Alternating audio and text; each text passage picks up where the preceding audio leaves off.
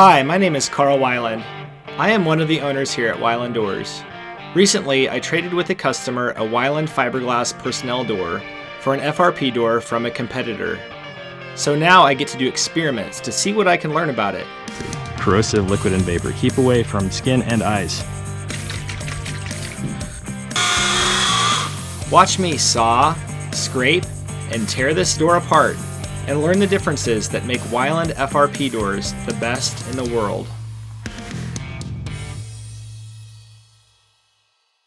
I could spray paint this product and then take a cloth with acetone on it and wipe it off like a whiteboard, and it wouldn't do anything to the surface.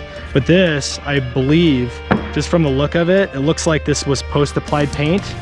So let's go over here. I'm gonna take a little sand. I got this sanding block here, and come over here. I want to show you this too. It looks to me like there was mold growing in this, and this door actually happened to be in a cold storage facility, not even a food plant, so there wasn't wash down, but there's definitely some mold growing on the door. And if you think that delamination on that corner I cut away was because of me, you can also see some delamination that's occurred right here. And you know, that's not good. So we'll do, I'm gonna just take this sandpaper and I'm gonna nail the corner of it a little bit and see what happens to the edge. So a good door, a good custom colored door would have resin that's dyed underneath it, but it would be even better if it wasn't just painted. And as you can see, that is just post-applied paint on there. So that means that theoretically, and we'll demonstrate it here in a moment, this paint can come right off of this product if it's exposed to a pretty caustic environment.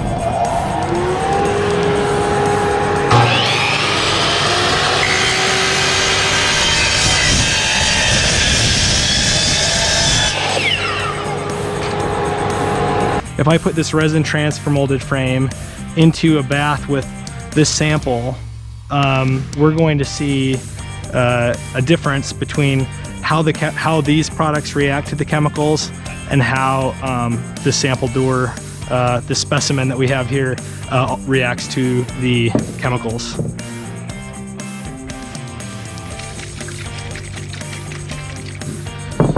All right, so that's acetone. It etches concrete, so that's something. Okay. Let's see. Corrosive liquid and vapor. Keep away from skin and eyes. Do not take internally.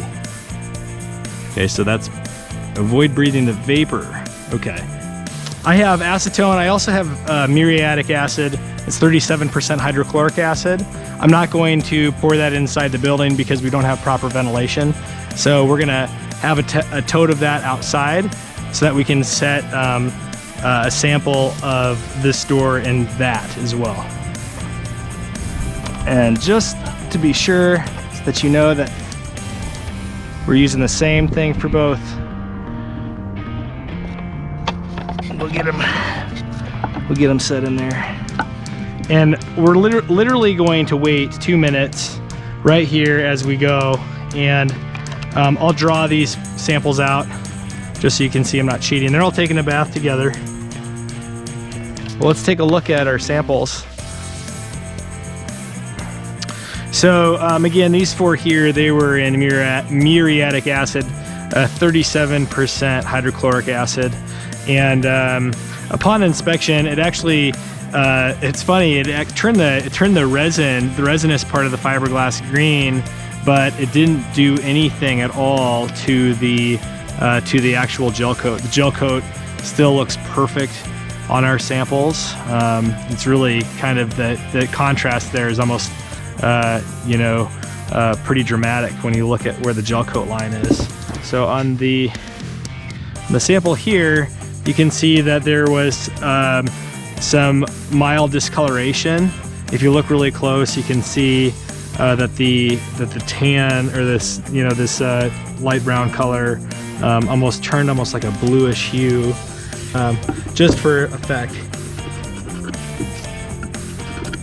Like you don't really see, like this is definitely softer than what we have on our door. It's not really taking off any color, and you could buff that back out. Not so with this though, because this is post-applied paint. See? So this was set in the acid this direction, and what's funny to me is looking at this edge, and you don't even see where the face sheets are laminated to the collar very well, but you can really see it here.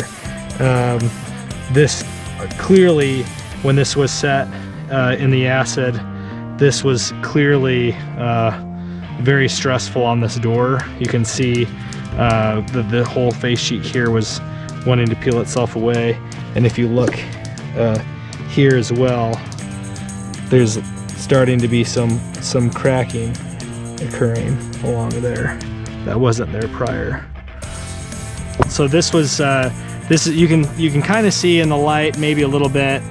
There's a little distortion here to show where the acetone, where it had been sitting in the acetone. And if I go like this, usually that's, yeah, so that's really soft now. I mean, that's just the paint just kind of coming right off of there. So for contrast, oh wait, I guess it was this end here. Like you get some, but it's just not to the same degree.